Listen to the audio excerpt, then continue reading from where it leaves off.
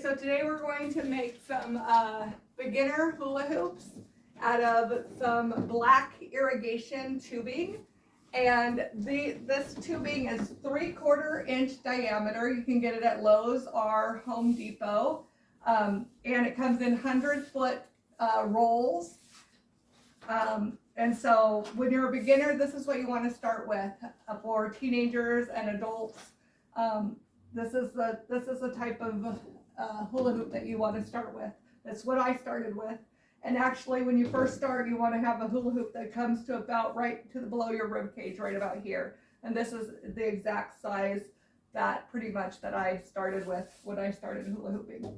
So what you do first is you buy the tubing, and it's going to come in a tight roll. It's going to be smaller than this, and you're going to open it up, and you're going to try to spread it out like this, and then you're going to cut. If you cut some plastic bags up into strips, then you can tie your tubing into place, and that way it'll start shaping, so that when you go to make your hula hoops, they're not going to be all wonky. So I've been storing these a while. I've already made some hoops with them. So I'm going to go ahead and cut these off so that I can show you how to make the beginner hoops. So what you're going to need is you're going to need the tubing, a tubing cutter. You're going to need gaffer tape for grip to keep your hula hoop up onto your body. And you're going to need connectors for the tubing, and this is what you connect the tubing to make the hula hoop. I bought these at probably Home Depot or Lowe's, where I bought the tubing. It had some plastic in the middle that kind of stuck out, so I grind those off so that when I put it together, it didn't have anything sticking out that would hit my hand when I'm hula hooping.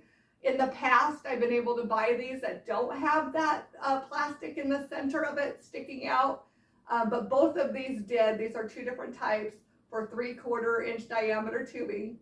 And I had to grind both of these down so that when I put it together, it would be flush. So the first thing you do is when you get your tubing, it's probably going to be pretty dirty. I often find when I first buy my tubing, it has a lot of dirt on it. And this has been stored outside, so it does, or in the shed, and so it does have dirt. So I'm going to go ahead and wipe it off, and I'm going to show you how I size it. And most people would size their first hula hoop. So I'll clean it off to where I'll need it. And then you would just take it and you would measure it onto your body, how big of a hoop you want. So if I was making myself a first hula hoop to learn how to hula hoop, I would probably cut it right about here. So that's what I'm going to do.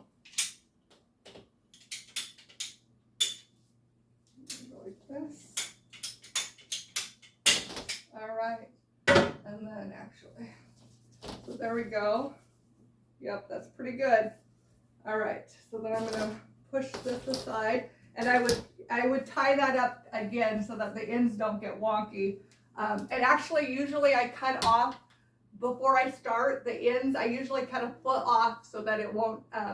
Because a lot of times the ends kind of aren't as rounded, and you don't want your hula hoop to be wonky. So I'd advise to cut about a foot of the beginning of the tubing off before you start making hula hoops. So then you're going to take your connector, you're going to take a hair dryer, and you're going to heat up one end at first, like this.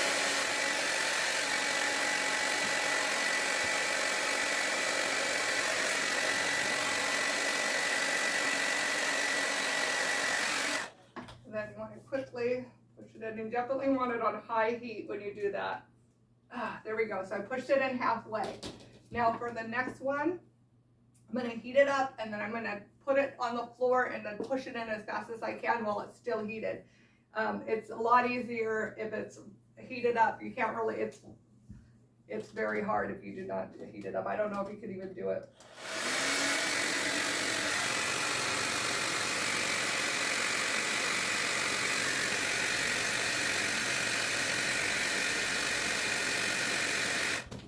Right, and then push it together really fast. All right.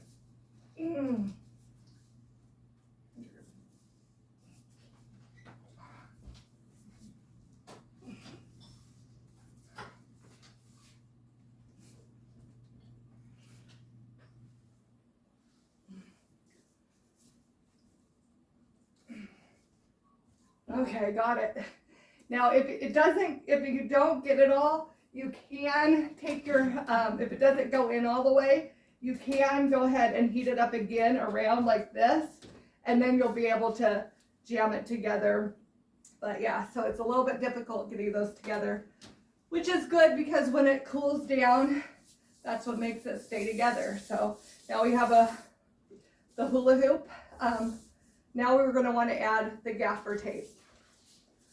So I think this one, maybe I'll do this one red. I don't think I have a red one, so we'll do red. And you can get gaffer tape on Amazon. I don't know any store that sells it, so.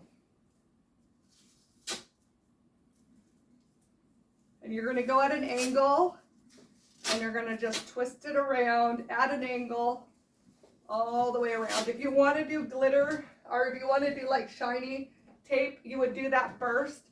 I actually didn't do that on this one, but I could have added this first, and then I would either crisscross or go beside the shiny tape. But you always want your gaffer to be the last tape that you put on your hula hoop, because that's the tape that helps keep the hula hoop up. When I first started hula hooping, I didn't know where to get the gaffer, and it made such a big difference when I finally found where to get it online, which you can get it now on Amazon, sells it, so it's pretty easy now. But there you go, this is pretty much it.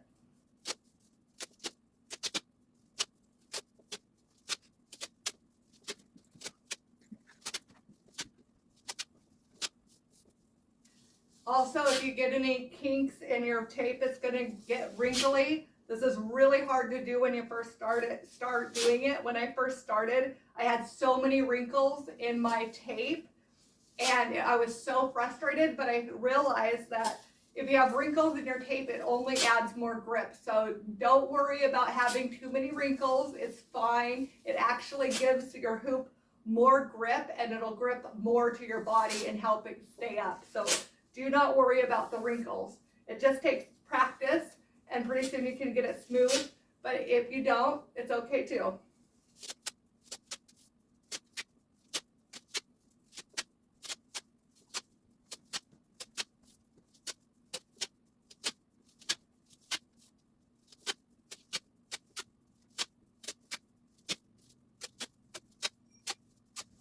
When you get to the end, you can either tear it or cut it, and then have it end. And there you go, a beautiful hula hoop ready to be played with.